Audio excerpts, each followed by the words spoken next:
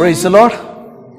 ಯೇಸು ಕ್ರಿಸ್ತನ ಪ್ರೀತಿಯುಳ್ಳ ಶ್ರೇಷ್ಠವಾದ ಮೊದಲ ನಾಮದಲ್ಲಿ ದೇವರ ಜೀವವುಳ್ಳ ನುಡಿಗಳನ್ನು ಧ್ಯಾನ ಮಾಡಲಿಕ್ಕೆ ಬಂದಿರುವಂಥ ನಿಮ್ಮೆಲ್ಲರನ್ನ ನಜರೇತಿನ ಯೇಸು ಕ್ರಿಸ್ತನ ಮಧುರವಾದ ನಾಮದಲ್ಲಿ ವಂದಿಸುವಂಥವನು ಆಗಿದ್ದೇನೆ. ದೇವರ ವಾಕ್ಯಗಳು ಪ್ರತಿದಿನ ನಮಗೆ ಆಲೋಚನೆಗಳನ್ನು ಕೊಡುತ್ತಾ ನಾವು ನಡೆದುಕೊಳ್ಳಬೇಕಾದ ರೀತಿಯನ್ನು ನಮಗೆ ತೋರಿಸಿಕೊಡುತ್ತಾ ಇರುತ್ತವೆ. ಕೆಲವು ಸಂದರ್ಭದಲ್ಲಿ ಕೆಲವರು ಏನು ಮಾಡ್ತಾರೆ ಗೊತ್ತಾ, ಯಾವುದು ಟ್ರೆಂಡಿಂಗ್ ಆಗಿರುತ್ತದೋ ಅದನ್ನು ಉಪಯೋಗಿಸ್ತಾರೆ. ಅಂದರೆ ಯಾರಾದರೂ ಒಬ್ಬ ವ್ಯಕ್ತಿ ಒಂದು ಬಿಸ್ನೆಸ್ಸನ್ನು ಮಾಡಿ ಬಿಸ್ನೆಸ್ ಸಕ್ಸಸ್ ಆಗ್ತಾ ಇದ್ದರೆ ನಾನು ಅದನ್ನು ಮಾಡಬೇಕು ಅಂತ ಹೋಗ್ತಾರೆ.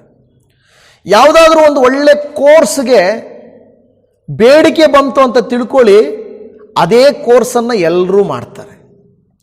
ಯಾವುದಾದ್ರೂ ಒಂದು ಬೆಳೆಗೆ ಒಳ್ಳೆ ಬೆಲೆ ಬಂತು ಅಂತ ತಿಳ್ಕೊಳ್ಳಿ, ಎಲ್ಲರೂ ಅದೇ ಬೆಳೆಯನ್ನು ಹಾಕ್ತಾರೆ.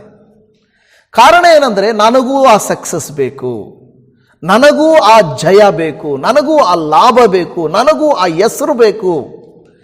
ಯಾವುದಾದರೂ ಒಂದು ರಾಜಕೀಯ ಪಕ್ಷ ಜಯಿಸುವುದಕ್ಕಾಗಿ ಏನಾದರೂ ಸ್ಕೀಮ್ಸನ್ನು ಕೊಡ್ತಾರೆ ಅಲ್ವಾ, ಸ್ಕೀಮ್ಸನ್ನು ಕೊಡ್ತಾರೆ. ಇನ್ನು ಬೇರೆ ರಾಷ್ಟ್ರಗಳಲ್ಲಿ ಕೂಡ ನಾವು ಜಯಿಸಬೇಕು ಅಂತೇಳಿ ಅದೇ ರೀತಿಯಾದ ಫ್ರೀ ಫ್ರೀ ಫ್ರೀ ಫ್ರೀ ಈಗ ನೋಡುವಾಗ ನಮ್ಮ ರಾಜ್ಯದಲ್ಲಿ, ನಮ್ಮ ದೇಶದಲ್ಲಿ ಎಲ್ಲ ರಾಜ್ಯಗಳಲ್ಲಿ ಎಲ್ಲ ಪಕ್ಷಗಳು ಫ್ರೀ, ಬಸ್ ಫ್ರೀ, ಹಣ free, ration free, laptop free, bike free, current free, free free free. ಯಾಕೆ ಗೊತ್ತಾ? ನಮ್ಮ ಮೇಲೆ ಅವರಿಗೆ ಪ್ರೀತಿ ಇದ್ದಲ್ಲ, ಜಯಿಸಬೇಕು, ಹೇಗಾದರೂ ಮಾಡಿ ಜಯಿಸಬೇಕು. ಈಗ ನಾನು ಇವತ್ತು ಹೇಳುವುದೇನಾದರೂ ವಿಚಾರ, ನನ್ನ ಪ್ರಿಯ ದೇವಜನವೇ, ಈ ಒಂದು ಲೌಕಿಕವಾದಂಥ ರೀತಿಯಾದಂಥ ಜಯವು ಮಾತ್ರವೇ ಅಲ್ಲ, ಲೌಕಿಕವಾದಂಥ ರೀತಿಯಲ್ಲಿ ಜಯಿಸುವುದು ಮಾತ್ರ ಅಲ್ಲ, ಈಗ ಏನು ಬೆಳೆ ಬೆಳೆಯುವುದು, ಕೋರ್ಸ್ ಮಾಡುವುದು ಮಾತ್ರ ಅಲ್ಲ, ಕ್ರಿಶ್ಚಿಯನ್ಸ್ ಆಗಿರುವಂಥ ನಾವು, ಯೇಸುವನ್ನು ಹಿಂಬಾಲಿಸುವಂಥ ನಾವು ಕೂಡ ಕೆಲವು ಸಂದರ್ಭಗಳಲ್ಲಿ ನಾನು ಹಂಗಿರಬೇಕು. ಪ್ರತ್ಯೇಕವಾಗಿ ನೀವು ಒಬ್ಬ ದೇವ ಭಕ್ತನ ಕುರಿತಾಗಿ ಕೇಳಿಸಿಕೊಂಡಿದ್ದೀರಾ, ಆ ವ್ಯಕ್ತಿ ಮಳೆ ಬರಬಾರದು ಅಂದರೆ ಮಳೆ ಬರಲಿಲ್ಲ, ಮತ್ತೆ ಮಳೆ ಬರಬೇಕು ಅಂದಾಗ ಮಳೆ ಬಂತು ಅಲ್ವಾ, ಆಕಾಶದಿಂದ ಬೆಂಕಿ ಬರಲಿ ಅಂದಾಗ ಬೆಂಕಿ ಬಂತು. ಯಾರ ವ್ಯಕ್ತಿ? ಏಲಿಯನು. ಯಾರದು? ಏಲಿಯನು. ಏಲಿಯನು ಬಹಳ ಅಂತ ಬಲಶಾಲಿಯಾಗಿದ್ದನು. ಆತನ ಕುರಿತಾಗಿ ನಾವು ವಾಕ್ಯಗಳನ್ನು ಕೇಳುವಾಗ ಕೀರ್ತನೆಗಳಲ್ಲಿ ಬರೆಯಲ್ಪಡುತ್ತದೆ, ಎಲಿಯನು, ಮೋಶೆಯು ಇವರು ಸಮುವೇಲನು ಪ್ರಾರ್ಥಿಸಿದಾಗ ದೇವರು ಅವರ ಪ್ರಾರ್ಥನೆಗಳಲ್ಲಿ ಒಂದೂ ಕೂಡ ಇಲ್ಲ ಅಂತ ಹೇಳಿಲ್ಲಂತೆ. ಆಗ ನಮಗೆ ವಾಕ್ಯ ಕೇಳಿಸಿಕೊಳ್ಳುವಾಗ ನಮಗೆ ಅನಿಸುತ್ತದೆ, ಓ, ನಾನು ಕೂಡ ಎಲಿಯನಂತಿರಬೇಕು. ಪ್ರಸಂಗ ಯಾರ ಬಗ್ಗೆ ನಾವು ಕೇಳಿಸಿಕೊಂಡಾಗ ಅವರ ಥರ ಇರಬೇಕು ಅಂದುಕೊಳ್ಳುತ್ತೇವೆ. ಅಬ್ರಾಮನು, ಯೋಸೇಪನು, ಮರಿಯಳ ಕುರಿತಾಗಿರ್ಬೋದು, ಶಿಷ್ಯರ ಕುರಿತಾಗಿರ್ಬೋದು, ಮಿಷನರಿಗಳ ಕುರಿತಾಗಿರ್ಬೋದು, ನಾವು ಕೇಳಿಸಿಕೊಂಡಾಗ ನಾನು ಕೂಡ ಅವರ ಥರ ಇರಬೇಕು ಅಂತ ಆಶಿಸ್ತೇವೆ. ಆದರೆ ಅವರು ಮಾಡಿದ ಕೃತ್ಯಗಳನ್ನು ನಾವು ಮಾಡೋಕ್ಕೆ ಹೋಗಲ್ಲ. ಅವರು ಮಾಡಿದ ಹಾಗೆ, ಅವರು ಜೀವಿಸಿದ ಹಾಗೆ ಜೀವಿಸಲಿಕ್ಕೆ ನಾವು ಹೋಗಲ್ಲ. ಅದಕ್ಕೆ ನಮಗೆ ಜಯವಿಲ್ಲ. ಇವತ್ತು ನಾವು ಮುಖ್ಯವಾಗಿ ಮಾತನಾಡುವಂಥ ವಿಷಯಗಳೇನೆಂದರೆ, ಇಂಥ ಪ್ರಾರ್ಥನಾ ಬಲ, ಎಲಿಯನ ಪ್ರಾರ್ಥನಾ ಬಲದ ರಹಸ್ಯಗಳೇನು? ಎಲಿಯನ ಪ್ರಾರ್ಥನಾ ಬಲದ ರಹಸ್ಯಗಳೇನು?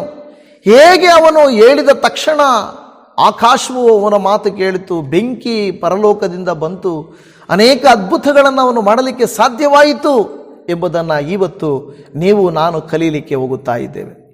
ಯಾಕೋಬನ ಪತ್ರಿಕೆ ಅದರ 5ನೇ ಅಧ್ಯಾಯ 17 ಮತ್ತು 18ನೇ ವಾಕ್ಯವನ್ನು ಓದಿಕೊಳ್ಳೋಣ. ಯಾಕೋಬ, ಹೊಸ ಒಡಂಬಡಿಕೆಯ ಯಾಕೋಬ ಪತ್ರಿಕೆ 5ನೇ ಅಧ್ಯಾಯ 17-18. ಎಲಿಯನು ನಮ್ಮಂಥ ಸ್ವಭಾವವುಳ್ಳವನಾಗಿದ್ದನು, ಅವನು ಮಳೆ ಬರಬಾರದೆಂದು ಬಹಳವಾಗಿ ಪ್ರಾರ್ಥಿಸಲು 3 ವರ್ಷ 6 ತಿಂಗಳವರೆಗೂ ಮಳೆ ಬೀಳಲಿಲ್ಲ. ತಿರುಗಿ ಅವನು ಪ್ರಾರ್ಥನೆ ಮಾಡಲು ಆಕಾಶವು ಮಳೆಗೆರೆಯಿತು, ಭೂಮಿಯು ಬೆಳೆಯಿತು. ಹಾಲೆಲೂಯಾ. ಇಲ್ಲಿ ಹೌದು ಮಳೆಯ ಕುರಿತಾಗಿ ಹೇಳುತ್ತಿದ್ದರು. ಅನೇಕ ಸಾರಿ ನಾವು ಅಂದುಕೊಳ್ಳುತ್ತೇವೆ, ನಾನು ಪ್ರಾರ್ಥಿಸಿದರೆ ನನ್ನ ಪ್ರಾರ್ಥನೆಗೆ ಉತ್ತರ ಸಿಗ್ತಾ ಇಲ್ಲ.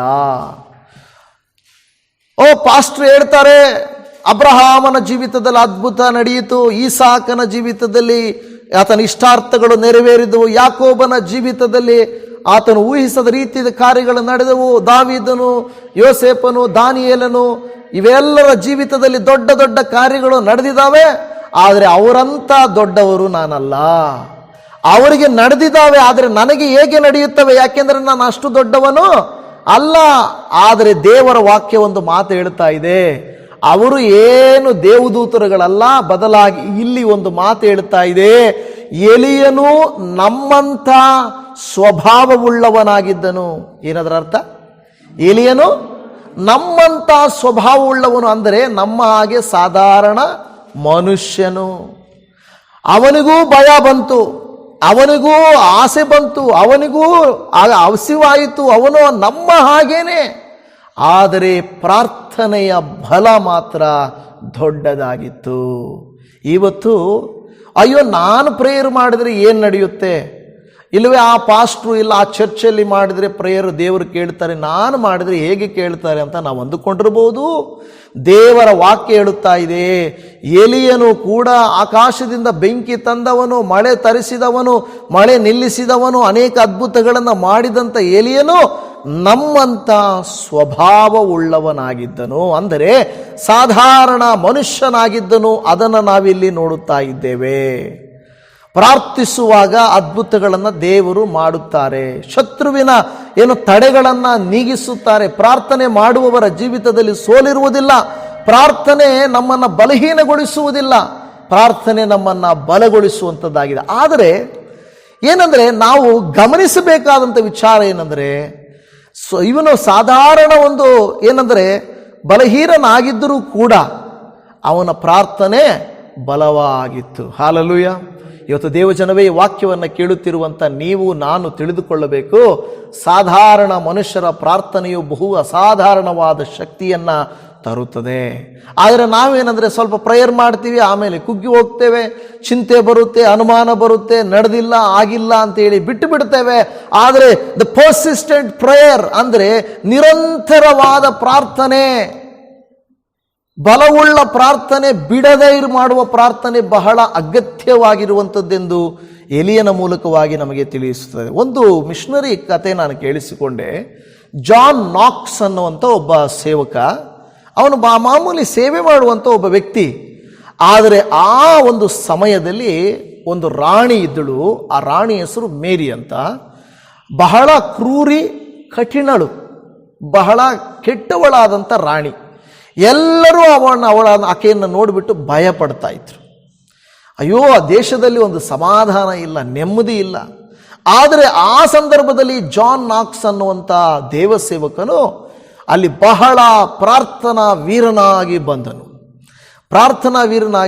ಒಂದು ಸಾರಿ ಆ ಕ್ವೀನ್, ಆ ಒಂದು ರಾಣಿಯನ್ನು ಕೇಳ್ತಾರಂತೆ, ರಾಣಿಯವರೇ, ನೀವಿಷ್ಟೊಂದು ಕಠಿಣವಾಗಿ, ಧೈರ್ಯವಾಗಿ, ದೃಢವಾಗಿ ಎಲ್ಲರನ್ನೂ ಭಯಪಡಿಸ್ತೀರ. ಗಂಡಸರು ನೋಡಿದ್ರು, ಸೈನ್ಯಾಧಿಪತಿಗಳನ್ನು ನೋಡಿದ್ರು, ಪಕ್ಕದ ರಾಷ್ಟ್ರಗಳಲ್ಲಿ ನೋಡಿದ್ರು ಕೂಡ ನಿನ್ನನ್ನು ಭಯಪಡ್ತಾರೆ.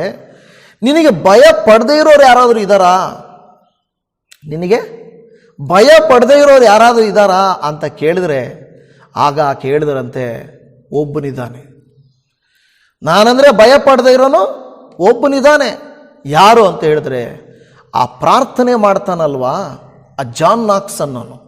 ಆ ಜಾನ್ ನಾಕ್ಸ್ ಅನ್ನೋಂಥ ಆ ಪ್ರಾರ್ಥನೆ ಮಾಡೋನು ಮಾತ್ರ ನನಗೆ ಭಯ ಪಡಲ್ಲ. ಹಾಲೆಲೂಯಾ.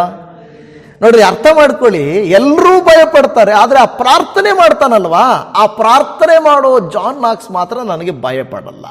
ಅದರ ಅರ್ಥ, ಪ್ರಾರ್ಥಿಸುವವರ ಜೀವಿತದಲ್ಲಿ ಭಯವೂ ಇರಬಾರದು.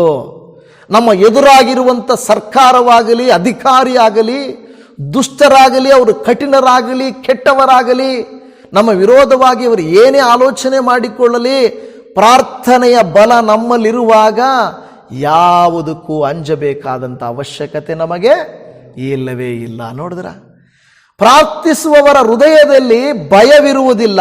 ಭಯವಿದ್ದರೆ ಪ್ರಾರ್ಥನೆ ಅವರ ಜೀವಿತದಲ್ಲಿ ಇರೋದಿಲ್ಲ. ಪ್ರಾರ್ಥಿಸುವವರ ಜೀವಿತದಲ್ಲಿ ಚಿಂತೆ ಇರುವುದಿಲ್ಲ.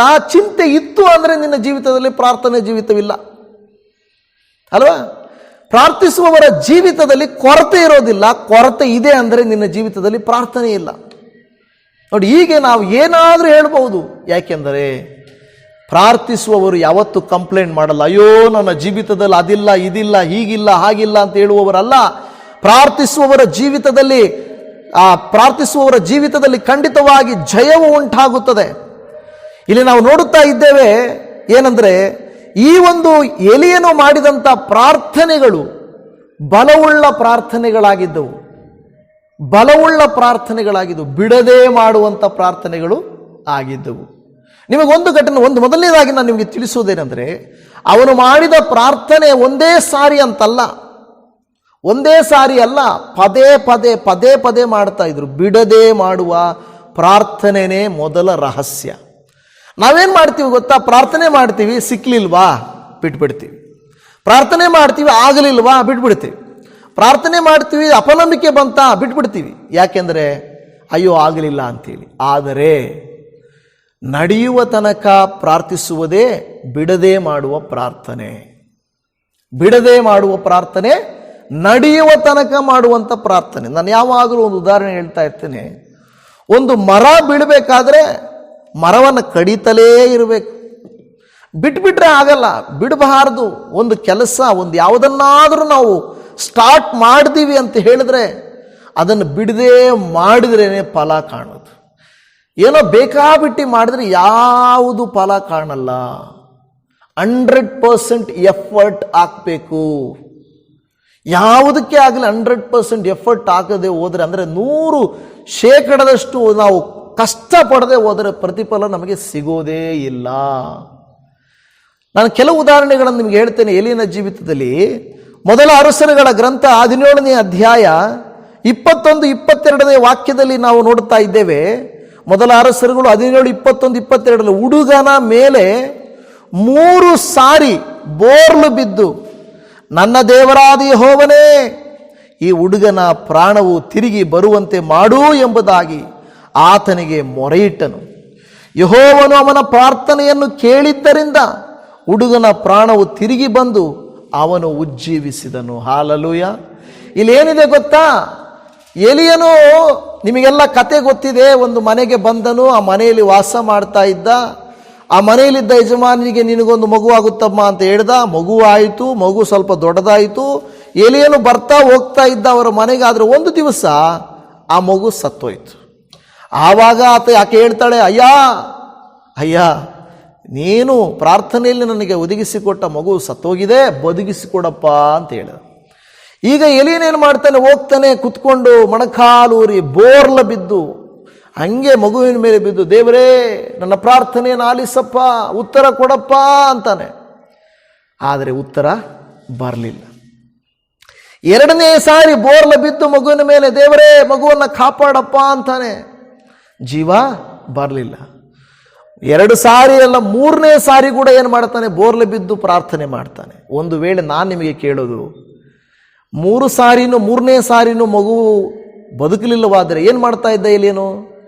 4ನೇ ಸಾರಿ ಕೂಡ ಪ್ರಾರ್ಥನೆ ಮಾಡ. 4 ಆಗಿಲ್ಲ ಅಂದರೆ 5, 5 ಆಗಿಲ್ಲ ಅಂದರೆ 6, 6 ಆಗಿಲ್ಲ ಅಂದರೆ 7, 7 ಆಗಿಲ್ಲ ಅಂದರೆ 8. ಅಂದರೆ ಉತ್ತರ ಸಿಗುವ ತನಕ. ಮಳೆ ಬರಬೇಕಾದ್ರೆ ಬಿಸಿಲಿನ ಕಾಲ, ಒಂದು ಮೋಡ ಇಲ್ಲ. ಆದರೆ ಎಲಿಯನು ಹೇಳ್ತಾನೆ ತನ್ನ ಸೇವಕನಿಗೆ, ಹೋಗಿ ನೋಡಪ್ಪ. 1 ಸಾರಿ ಹೋಗಿ ನೋಡ್ತಾನೆ, ಮೋಡನೂ ಇಲ್ಲ, ಏನೂ ಇಲ್ಲ. 2 ಸಾರಿ ಹೋಗಿ ನೋಡ್ತಾನೆ, ಇಲ್ಲ. 3 ಸಾರಿ, 4 ಸಾರಿ, 5 ಸಾರಿ, 6 ಸಾರಿ, ಇಲ್ಲ ಇಲ್ಲ ಇಲ್ಲ ಇಲ್ಲ ಇಲ್ಲ. ಆದರೆ ಅವರು ಬಿಡಲಿಲ್ಲ.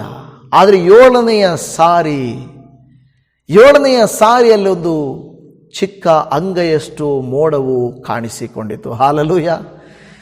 ನಮಗೆ ಇವತ್ತು ತಿಳಿಸುವುದೇನೆಂದರೆ, ಎಲಿಯನ ಪ್ರಾರ್ಥನಾ ಜೀವಿತದ ರಹಸ್ಯವೇನೆಂದರೆ, ಬಿಡದೆ ದ ಕಂಟಿನ್ಯೂಟಿ, ಬಿಡದೆ ಮಾಡುವ ಪ್ರಾರ್ಥನೆಯನ್ನ ಆತನು ಮಾಡಿದನು. ಒಂದು ಕಾರ್ಯಕ್ಕಾಗಿ ನಾವು ಕೈಗೆತ್ತಿಕೊಂಡರೆ, ಪ್ರಾರ್ಥಿಸಲಿಕ್ಕೆ ಪ್ರಾರಂಭಿಸಿದರೆ, ಮಾಡಬೇಕಾಗಿರೋದು ಸಿಗುವ ತನಕ ಎಷ್ಟು ವರ್ಷವಾದರೂ ಕೂಡ, ದೇವರೇ ನನ್ನ ಕುಟುಂಬ ರಕ್ಷಣೆ ಹೊಂದಬೇಕು, ದೇವರೇ ನನ್ನ ಮನೆಯು ರಕ್ಷಿಸಲ್ಪಡಬೇಕು, ಈಗೋ ನನ್ನ ಜೀವಿತ, ನನ್ನ ಮಕ್ಕಳು, ಅವರ ಜೀವಿತ ಸೆಟ್ಲ್ ಆಗಬೇಕು, ನನಗಂತ ಒಂದು ಮನೆ ಬೇಕು, ನನಗಂತ ಒಂದು ಜೀವಿತ ಬೇಕು. ಬಿಡದೆ ಬಿಡದೆ ಬಿಡದೆ ಪ್ರಾರ್ಥಿಸಬೇಕು. ಬಿಡದೆ ಪ್ರಾರ್ಥಿಸುವುದನ್ನು ನಾವು ಕಲಿಯಬೇಕು. ಅದು ಎಲೀಯನ ಜೀವಿತದ ರಹಸ್ಯವಾಗಿತ್ತು ಎಂದು ನಾವು ನೋಡುತ್ತಾ ಇದ್ದೇವೆ. ನಿಜವಾಗಿ ಆತನ ಜೀವಿತ ಕಾಲವೆಲ್ಲ ನೀವು ನೋಡಿದರೆ ಪ್ರಾರ್ಥನೆ ಮಾಡುವುದೇ ಆತನು. ಪ್ರಾರ್ಥನೆ ಮಾಡುವುದೇ ಆತನು. ಎರಡನೆಯದಾಗಿ ಅವನ ಪ್ರಾರ್ಥನೆಯಲ್ಲಿ ಇರುವಂಥ ಒಂದು ಪ್ರಾರ್ಥನೆಯ ಬಲದ ರಹಸ್ಯ ಏನು ಗೊತ್ತಾ?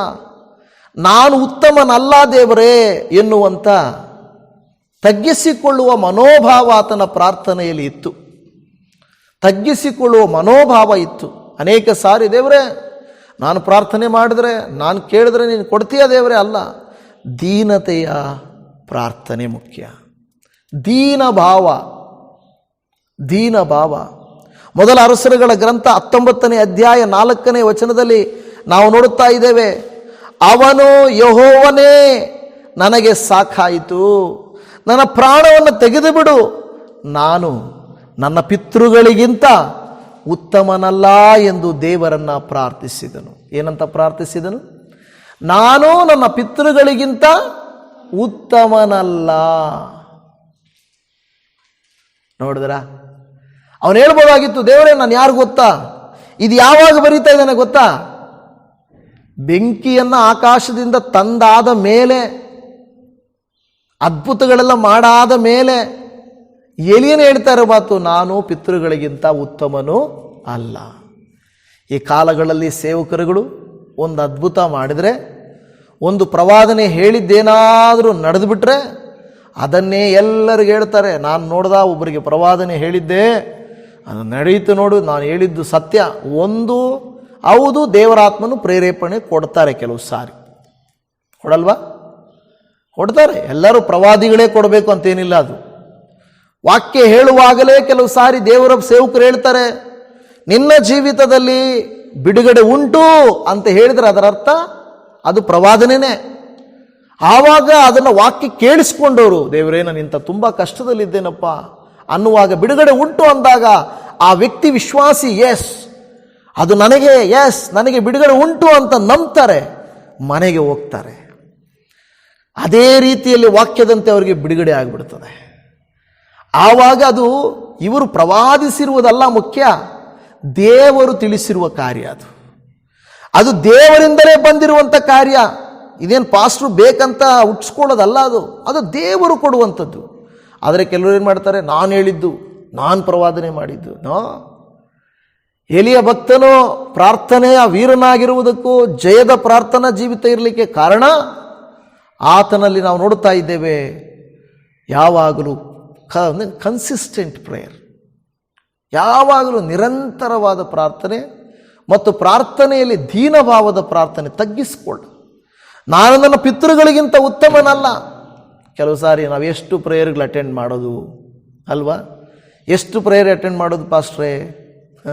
ನಾವು ಕೇಳಿದ್ರೆ ಈಗ ಒಂದು 14ನೇ ತಾರೀಕು ಅಂದರೆ ನಾಳೆ ದಿನ ಒಂದು ಪ್ರೇಯರು ಬೀರ್ಸಂದ್ರದಲ್ಲಿ, ಯಾರಾದರೂ ಸುತ್ತಮುತ್ತ ಇರುವಂಥವರು ದೊಡ್ಡಬಳ್ಳಾಪುರ, ಚಿಕ್ಕಬಳ್ಳಾಪುರ, ದೇವನಹಳ್ಳಿ, ಬೆಂಗಳೂರು, ಯಲಹಂಕ ಆ ಥರ ಇದ್ದರೆ ಬೀರ್ಸಂದ್ರದಲ್ಲಿರುವಂಥ ಪ್ರಾರ್ಥನೆಗೆ ನಾವು ಅಟೆಂಡು ಮಾಡ್ಬೋದು. ಅಲ್ಲಿ 14ನೇ ತಾರೀಕು ಇರುವಂಥ ಪ್ರೇಯರ್.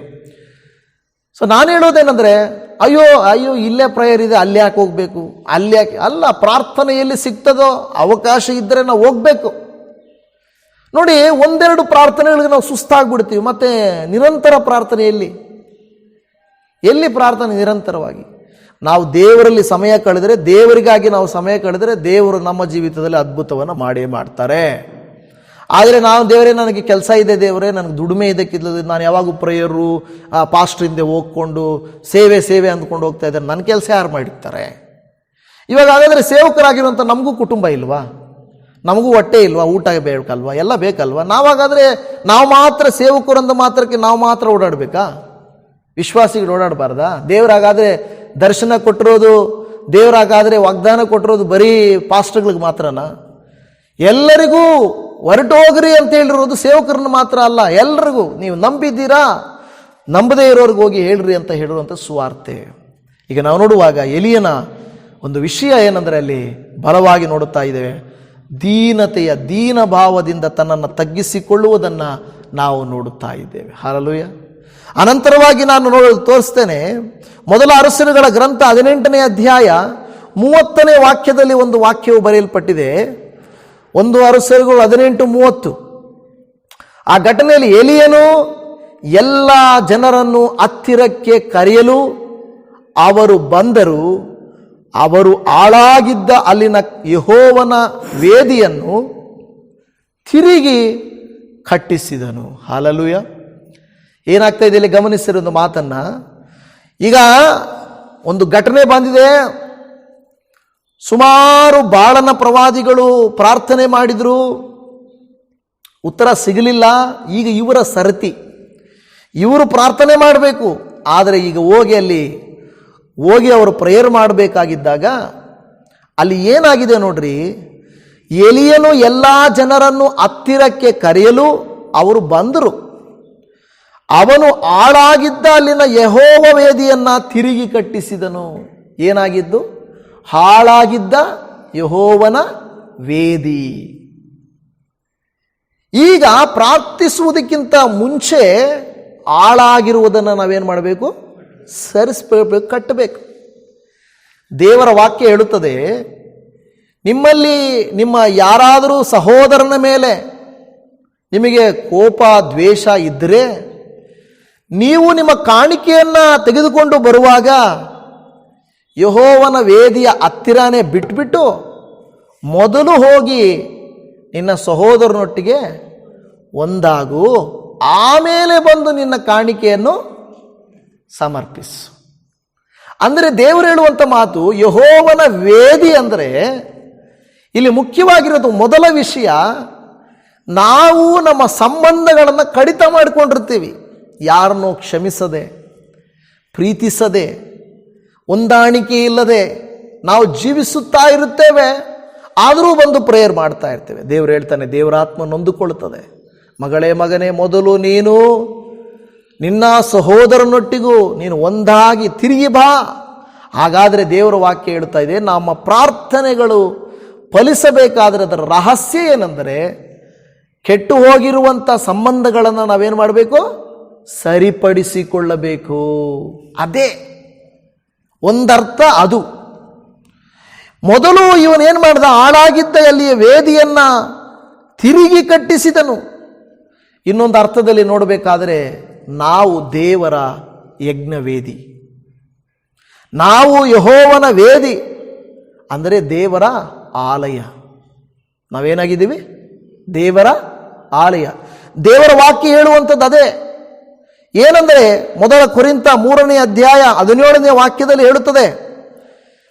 ಮೊದಲ ಕೊರಿಂಥ 3:17, ಯಾವನಾದರೂ ದೇವರ ಆಲಯವನ್ನು ಕೆಡಿಸಿದರೆ ದೇವರು ಅವನನ್ನು ಕೆಡಿಸುವನು. ಯಾಕೆಂದರೆ ದೇವರ ಆಲಯವು ಪವಿತ್ರವಾದದ್ದು, ಆ ಆಲಯವು ನೀವೇ. ಆ ಆಲಯವು ನೀವೇ.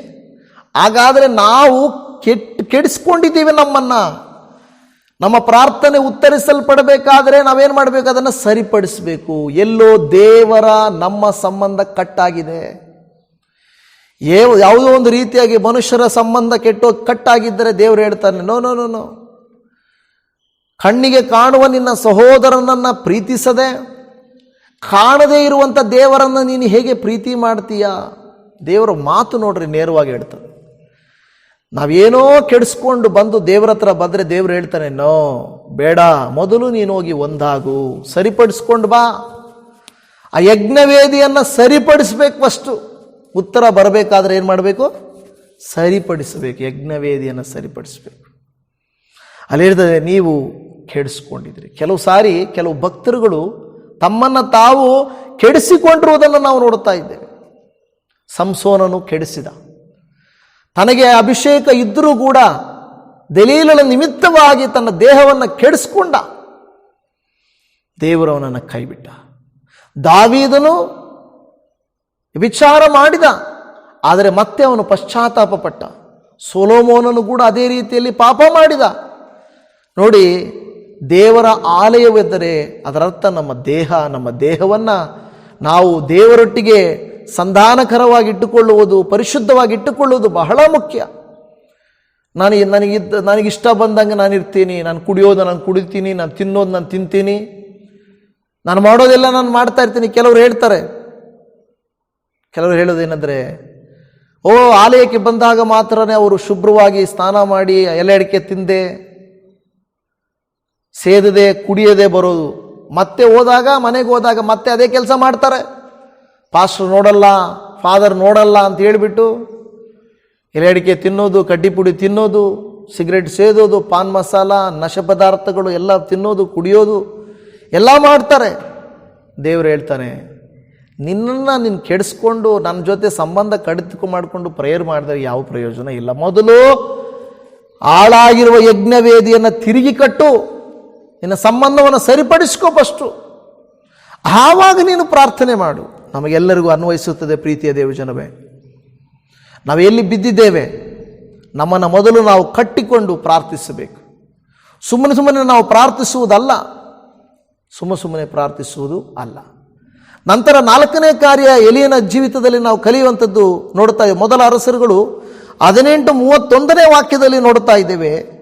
ಯೆಹೋವನಿಂದ ಇಸ್ರಾಯೇಲ್ ಎಂಬ ಹೆಸರು ಹೊಂದಿದ ಯಾಕೋಬನ ಮಕ್ಕಳಿಂದ ಉತ್ಪತ್ತಿಯಾದ ಕುಲಗಳ ಸಂಖ್ಯೆಗೆ ಸರಿಯಾಗಿ 12 ಕಲ್ಲುಗಳನ್ನು ತೆಗೆದುಕೊಂಡು ಎಂದು ಹೇಳುತ್ತಾ ಇದ್ದಾರೆ. ಏನಿದು 12 ಕಲ್ಲುಗಳು? ನನ್ನ ಪ್ರಿಯ ದೇವಜನವೇ, ನಾವು ನೋಡುತ್ತಾ ಇದ್ದೇವೆ, ದೇವರಿಂದ ಯಾಕೋಬನ ಮಕ್ಕಳಿಂದ ಉತ್ಪತ್ತಿಯಾದ ಕುಲಗಳ ಸಂಖ್ಯೆ 12 ಕಲ್ಲುಗಳು. ಯಾಕೋಬನ ಮಕ್ಕಳು 12 ಜನ. ಆದರೆ ನಂತರ ಏನಾಗಿದೆ ಗೊತ್ತಾ? 10 ಜನರ ಒಂದು ರಾಜ್ಯ ಒಂದು ಕಡೆ ಆಯಿತು, 2 ಜನರ ರಾಜ್ಯ ಒಂದು ಕಡೆ ಆಯಿತು. ಕೆಲವು ಸಾರಿ ವಿಭಾಗಗಳು ಅಂದರೆ ಏನಂದರೆ ಗುಂಪುಗಾರಿಕೆ, ಮೋಸ, ವಂಚನೆ ಮಾಡ್ತಾರೆ. ಕೆಲವು ಸಾರಿ ಸತ್ಯದ ಪರ ನಿಲ್ಲೋದಿಲ್ಲ ಜನರು, ಸುಳ್ಳಿನ ಪರ ನಿಲ್ತಾರೆ, ಲಾಭ ಪರ. ಇನ್ನೊಂದು ಅರ್ಥದಲ್ಲಿ ಹೇಳಬೇಕಾದ್ರೆ ಲಾಭ ಇದ್ದ ಕಡೆ ಸೇರ್ಕೊಳ್ತಾರೆ. ಆದರೆ ನಾವು ಯಾವ ಕಡೆ ಇರಬೇಕು? ಲಾಭ ಇರೋ ಕಡೆ ಇರಬೇಕಾ, ನ್ಯಾಯ ಇರೋ ಕಡೆ ಇರಬೇಕಾ? ನ್ಯಾಯ ಇರೋ ಕಡೆ ಇರಬೇಕು ನಾವು. ಯಾಕೆಂದ್ರೆ ಲಾಭದ ಕಡೆ ಎಲ್ಲರೂ ಇರ್ತಾರೆ. ಇಲ್ಲಿ ಒಳ್ಳೆ ಗೆಲ್ಲೋ ಪಾರ್ಟಿ ಇದೆ ಅಂದರೆ ಅವ್ರು ಏನು ಸುಳ್ಳು ಹೇಳಿದ್ರು ಅವ್ರನ್ನೇ ಗೆಲ್ಲಿಸ್ತಾರೆ. ಗೆಲ್ಲೋ ಪಾರ್ಟಿ ಅಂದರೆ ಆ ಕಡೆನೇ ಇರೋಣಪ್ಪ, ಸೋಲೋ ಕಡೆ. ಅದೇನೋ ಮುಳುಗುವ ದೋಣಿ ಅಂತಾರಲ್ಲ, ಸಿಂಕಿಂಗ್ ಶಿಪ್. ಅದು ಮುಳುಗೋಗ್ತಾ ಇರೋ ಶಿಪ್, ಅದರಲ್ಲಿ ಯಾರಾದ್ರೂ ಹತ್ತಾರ?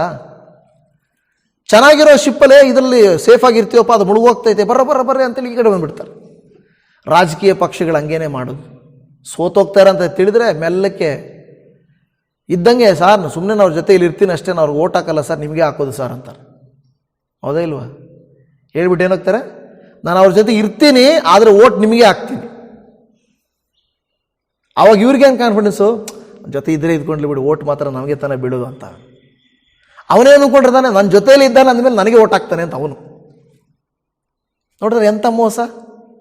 ಜೊತೆಯಲ್ಲೇ ಇರ್ತೀನಿ ಆದರೆ ಓಟ್ ಮಾತ್ರ ನಾನು ಅವನಿಗೆ ಹಾಕ್ತೀನಿ, ನಿನಗೆ ಹಾಕ್ತೀನಿ ಅಂತ ಹೇಳುವಾಗ ಅದು ಮೋಸ.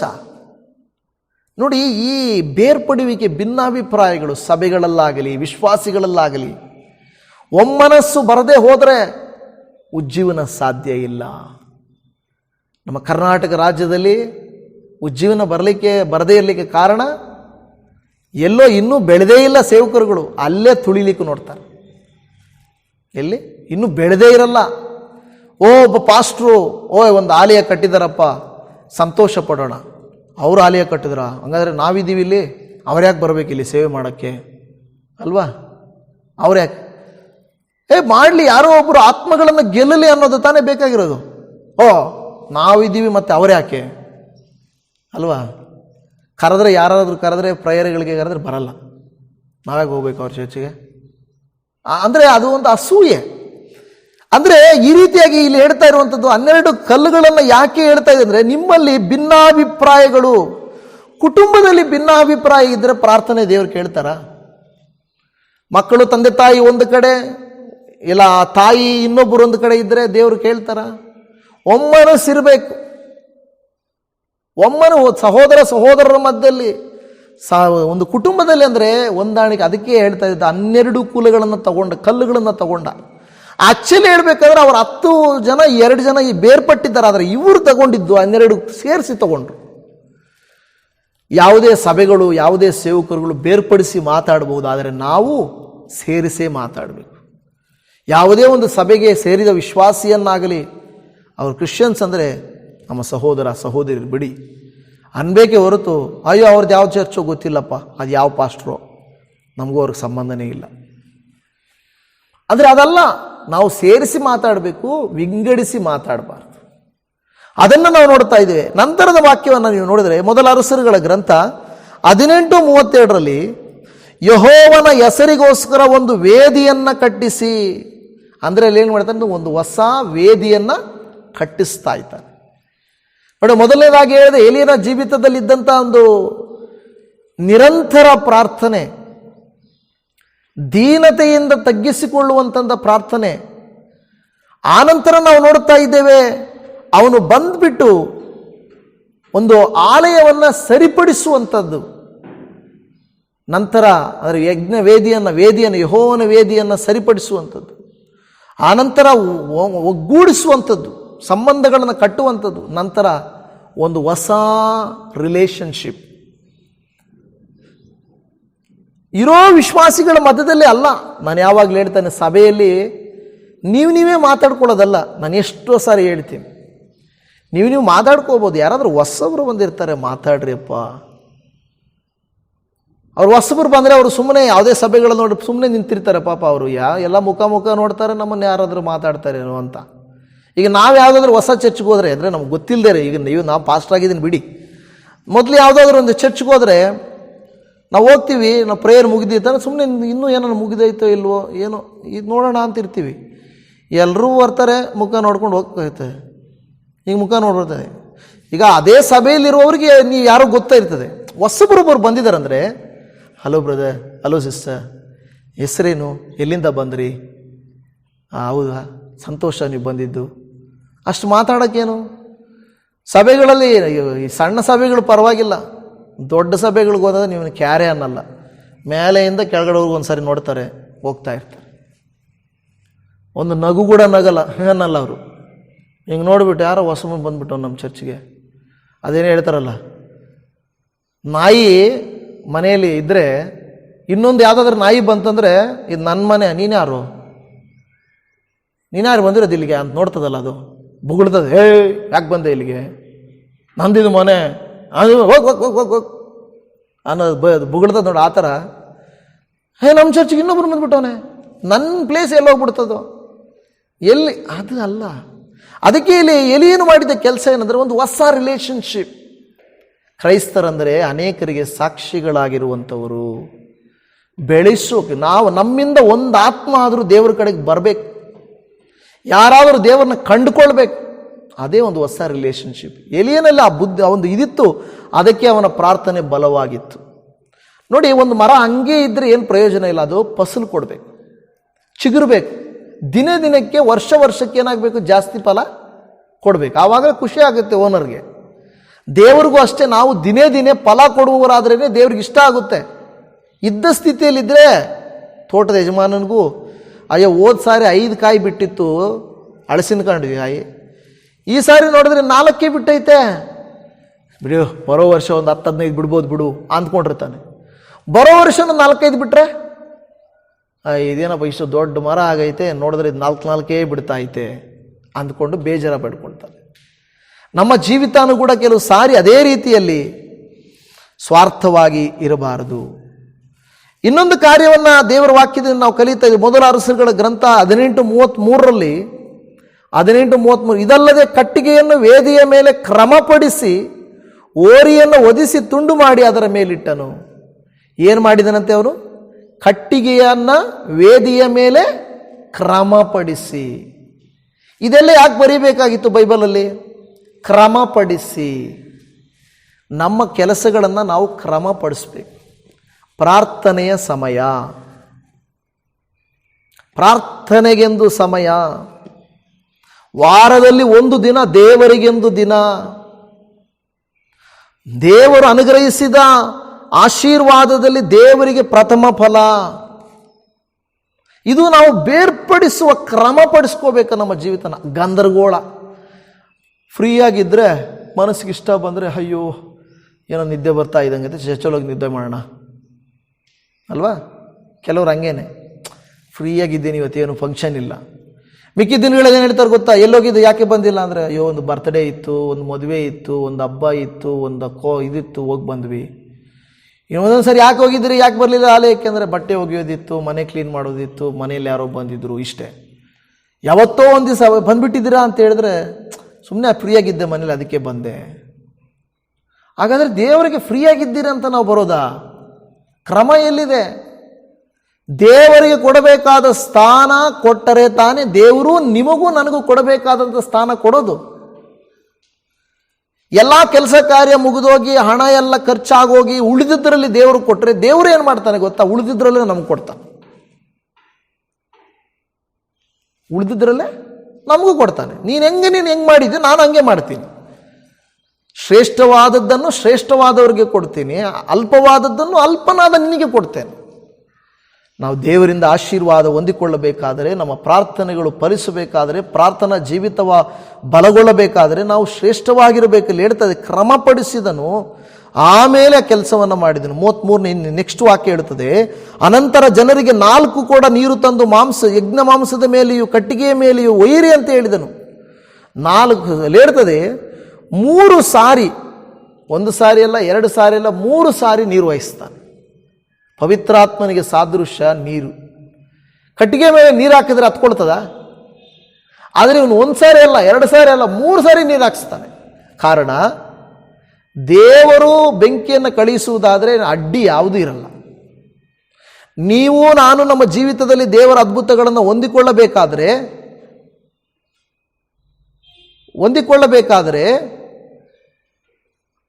ನಾವೇನಾಗಬೇಕು?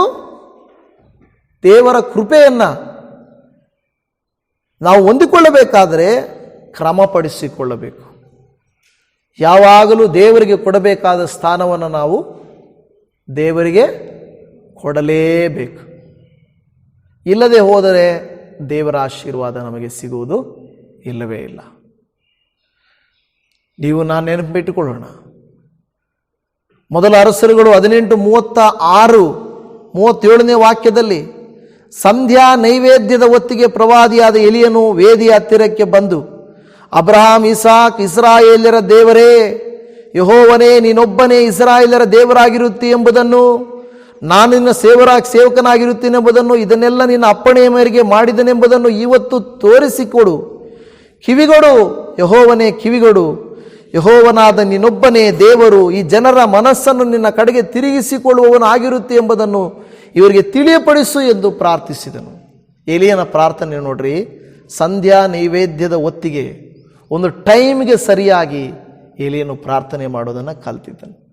ಕ್ರಮವಾದ ಪ್ರಾರ್ಥನೆ, ಬಿಡದೆ ಮಾಡುವ ಪ್ರಾರ್ಥನೆ, ದೀನತೆಯಿಂದ ಮಾಡುವ ಪ್ರಾರ್ಥನೆ, ಹೊಸ ಸಂಬಂಧಗಳನ್ನು ಏರ್ಪಡಿಸುವಂಥ ಪ್ರಾರ್ಥನೆ, ಮುರಿದಂಥವುಗಳನ್ನು ಕಟ್ಟುವಂಥ ಪ್ರಾರ್ಥನೆ, ಅಂದರೆ ಆ ರೀತಿಯಾದಂಥ ಭಾವನೆಗಳು ಇರುವಂಥವರ ಜೀವಿತದಲ್ಲಿ ಎಲೀಯನು ನಮ್ಮಂಥ ಸ್ವಭಾವದವನಾಗಿದ್ದರೂ ಕೂಡ ಬಲವಾದ ಪ್ರಾರ್ಥನೆಯನ್ನು ಮಾಡಿದನು. ಅವನ ಎಲ್ಲ ಪ್ರಾರ್ಥನೆಗಳಿಗೆ ಉತ್ತರ ಸಿಗಲಿಕ್ಕೆ ಕಾರಣಗಳು ಇವು ಮಾತ್ರವಲ್ಲ, ಇನ್ನೂ ಅನೇಕ ಕಾರಣಗಳು ಇರಬಹುದು.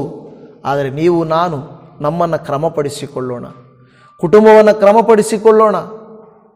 ದೇವರೇ, ನನ್ನಂಥ ಸ್ವಭಾವನಾಗಿದ್ದಂಥ ಎಲಿಯನು ಅಷ್ಟೊಂದು ಬಲಶಾಲಿ ಆಗಬೇಕಾದರೆ ನನ್ನ ಪ್ರಾರ್ಥನೆಯನ್ನು ಆಲಿಸಪ್ಪ ಎಂದು ನಾವು ಕೇಳುವಂಥವರಾಗಿರಬೇಕು. ನಮ್ಮ ತಲೆಗಳನ್ನು ಬಾಗಿಸೋಣ, ಪ್ರಾರ್ಥನೆ ಮಾಡಿಕೊಳ್ಳೋಣ.